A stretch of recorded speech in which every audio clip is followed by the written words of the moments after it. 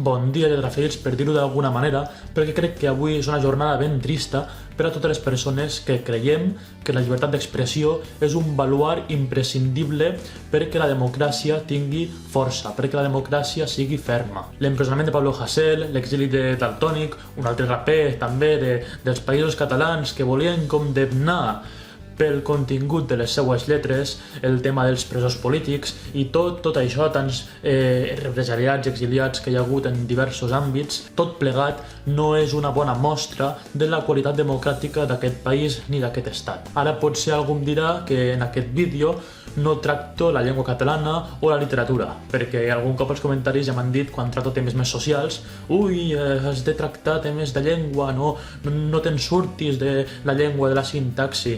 A veure, vivim en una societat i la llengua en forma part i van entortolligades, són dos conceptes que van plegats i a més la literatura també és un tema molt interessant, i no només la literatura del segle XVI, la literatura del segle XIV, sinó també reflexionar des d'aquest canal i des de tants llocs com es pugui i es vulgui sobre els límits de la llibertat d'expressió, si n'ha de tenir, si no, i sobretot, què passa, què estem vivint, com és que hi ha un grup de persones nazis a plena llum de dia enmig de Madrid i no els passa absolutament res, i això sí que no es pot concebre, això sí que no es pot respectar, perquè els nazis i els feixistes no es poden respectar, i sé que és una paradoxa, però és així, perquè ells mateixos neguen la teva existència i la voldrien aixafar, la voldrien exterminar.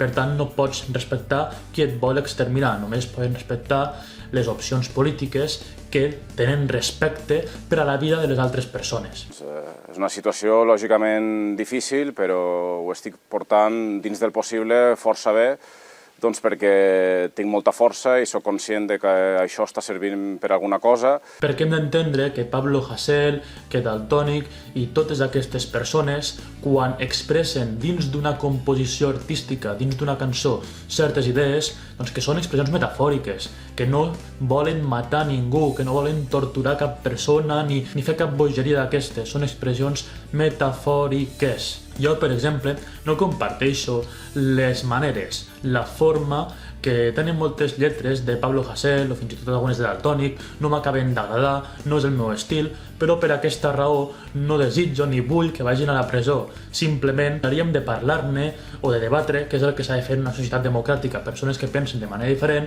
però que al cap i a la fi es respecten, no es tanquen a la presó els uns als altres. Per tant, em sembla que és veritat que aquests artistes, des del meu parer, tenen versos radicals, contundents, alguns de bèsties, alguns que fins i tot entenc que puguin ofendre moltes persones, però per mi això no és una justificació per tancar-los a la presó ni per fer-los pagar cap mena de multa. Simplement crec que la llibertat d'expressió consisteix en això, en sentir coses que no t'agradin i llavors ignorar-les o refutar-les.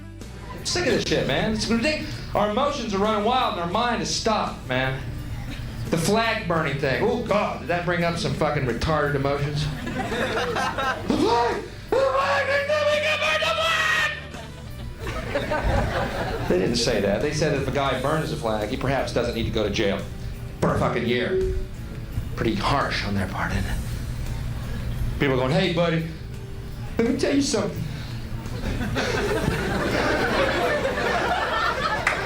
My daddy died for that flag. Really? I bought mine. They sell them at Kmart and shit. Yeah, $3. He died in the Korean War for that flag. What a coincidence. Mine was made in Korea. Didn't die for a fucking flag. It's a piece of cloth. He died for what the flag represents, which is the freedom to burn the fucking flag. Per exemple, una de les acusacions més absurdes que es fan a Pablo Hasél crec que és el tema de les injúries a la corona. A veure, la corona, la monarquia, després de tots els escàndols que ha tingut, no hauria de poder tenir cap mena d'injúria gairebé. És que, a veure, no entenc quin sentit té això de les injúries a la corona, com si la corona fos una persona a qui li poguessis arruïnar la vida. La corona és una institució, i la corona és una institució que per tant no té sentiments, perquè no és una persona, no és un individu, sinó que és un conjunt de persones i amb una jerarquia, amb una organització. Aleshores, és molt absurd, no té ni cap ni peus, i tot això és un desgavell que qualsevol persona amb 2 dits de front li faria ballar al cap. Amnistia total! Força, Pablo! Guanyarem! No ens aturaran mai ens aturaran! Lluitarem fins la victòria, sempre! Per a mi la llibertat d'expressió ha de tenir límits, i tant que n'ha de tenir. No es pot atacar una persona, un individu que no sigui polític, que no sigui representant de cap institució de manera reiterada, de manera pública, calumniant-lo i enfonsant-li la vida. Això d'una banda. D'altra banda, fer servir la llibertat d'expressió per denunciar uns fets que s'han comprovat que són reals, per denunciar una institució, per criticar en general els cossos de seguretat, la policia, la Guàrdia Civil, per denunciar institucions d'un estat com la monarquia, per denunciar polítics que ja saben que estan sotmesos a la crítica pública. Tots aquests casos no haurien de tindre cap límit, malgrat que la crítica sigui molt bèstia i molt salvatge.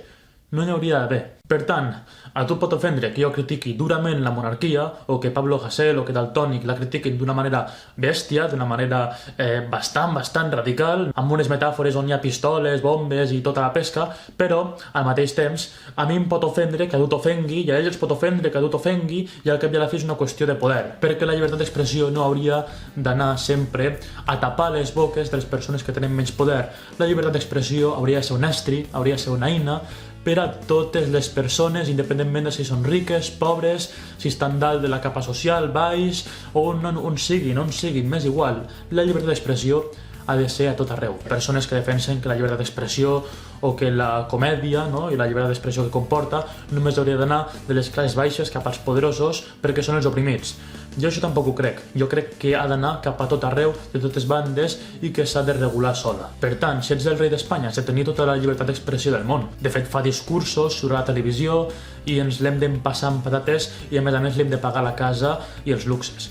Evidentment, té molta llibertat d'expressió, però les persones que el critiquen i que el volen fer fora del país perquè el consideren un paràsit, doncs també és una llibertat d'expressió i objectivament es pot considerar un paràsit. És que no és res descabellat, no és res de l'altre món. Simplement, uns diuen que paguem el rei amb els nostres impostos i els altres diuen que el rei és un paràsit. Són dues lectures, una de més moderada i l'altra de més radical, del mateix fet. Si a tu t'ofèn, em sembla fantàstic. Si al teu veí també l'ofèn, o a la teva família, em sembla fabulós. No passa res, doncs t'ofens i ja està, no hi ha res més a fer. De fet, a Pablo Hasél segur que l'ofèn molt que avui l'hagin perseguit i l'hagin segrestat, com ell mateix comenta, els Mossos d'Esquadra per dur-lo a la presó a causa d'expressar les seues idees amb molta contundència, amb unes maneres que jo no comparteixo, però això no vol dir que no el respecti. Els artistes sempre han estat en general personalitats creatives, personalitats que són amigues del caos perquè per poder escriure alguna cosa nova, per poder crear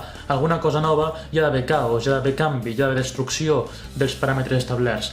Aleshores, gairebé mai s'han portat gairebé, en general, a grans trets, sempre hi ha excepcions i artistes que han preferit la comoditat dels poderosos, amb la gent que tenia més força, amb la gent que portava les regnes de la societat.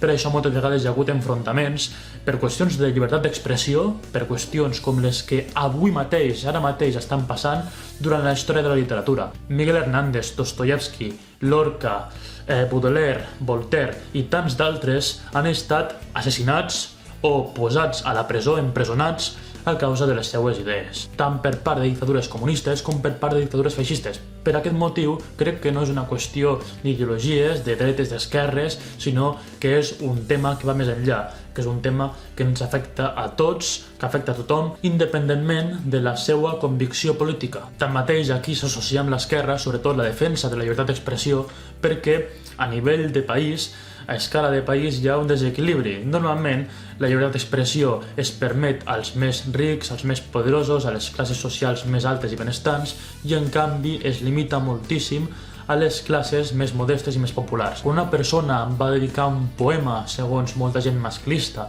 a Irene Montero, un poema satíric, òbviament un poema que també es pot enquadrar dins del món de l'art, dins del món de l'expressió artística, tampoc trobo bé que Irene Montero i els seus advocats o qui fos volgués que aquesta persona pagués una indemnització, una multa al cap i a la fi per aquesta raó. Tampoc ho trobo bé. En conseqüència, la llibertat d'expressió és un baluard de la democràcia, és l'or, és una cosa imprescindible perquè tot aquest sistema continuï rutllant bé. Jo tinc aquest canal de llengua i literatura catalanes, faig divulgació d'aquests temes, que s'anomena Lletra Ferint, una miqueta de propaganda dins del mateix canal, és que estic com un llum. Bé, la qüestió és que hi ha persones que no els agrada que jo defensi que el català i valencià són la mateixa llengua. Jo estudio filologia catalana, tinc estudis, no soc qualsevol persona que per intuïció, mira, que ensumi l'aire i diga sí, el català i valencià la mateixa llengua. No, jo això ho estudio, he estudiat la morfologia nominal, verbal, el tema de la fonètica, tot està relacionat, el lèxic. A veure, són coses científiques, però bé, una persona que s'ofèn em pot insultar, de fet ho han fet, m'han insultat, alguns insults força desagradables i bastant bèsties. Si tu m'insultes als comentaris, jo et responc, jo refuto els teus arguments si és que hi ha arguments, o t'ignoro. No passa res, no em posaré a plorar, no me n'aniré a dormir trist, és la teva llibertat d'expressió i la respecto igual que tu has de respectar la meua. No passa res. Perquè prefereixo que aquesta gent estrafeta, idiota, curta de gambals o malparida, poseu els adjectius negatius que vulgueu, sigui pública i, per tant, la societat la pugui jutjar i es pugui saber com pensa cadascú.